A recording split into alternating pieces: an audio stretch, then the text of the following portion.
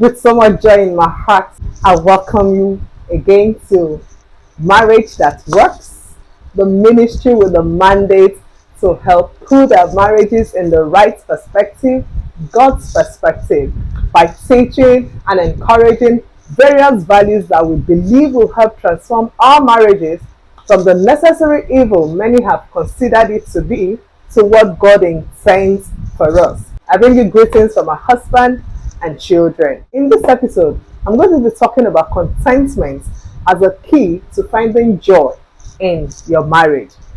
You will agree with me that you don't have to look far before you see one or two couples enjoying circumstances you wish you could enjoy in your marriage.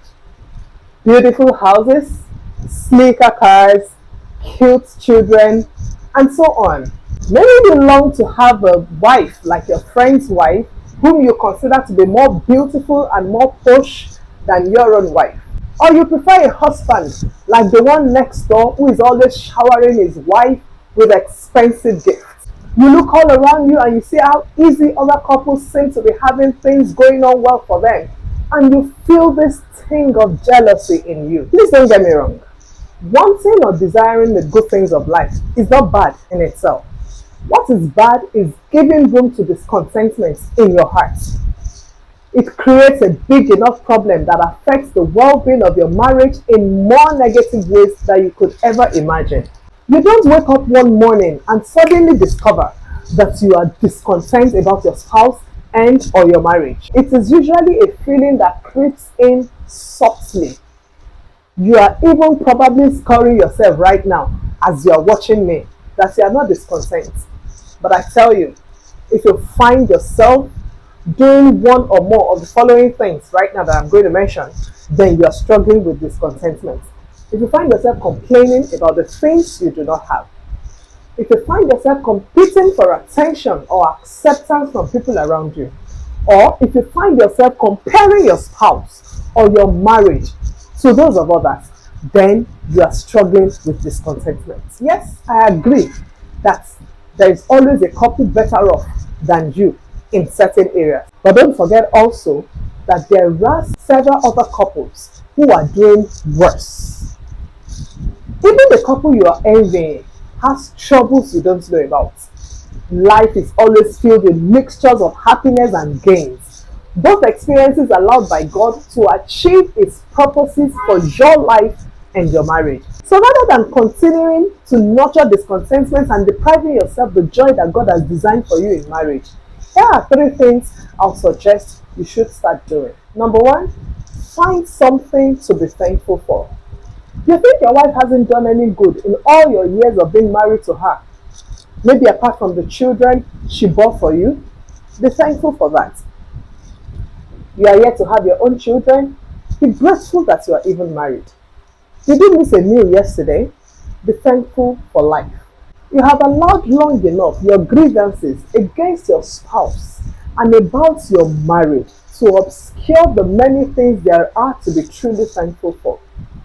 One lesson I have learned, and I want you to also learn, is that although the things you long for are good things, but the best thing is to be content and be thankful for the ones that God has given you. Number two, decide to trust God's unique plan for your marriage. Fix your gaze on God instead of other couples. When you do that, you'll be able to see with time the full potential of your marriage. You will also be able to forgive your spouse of the shortcomings that bother you.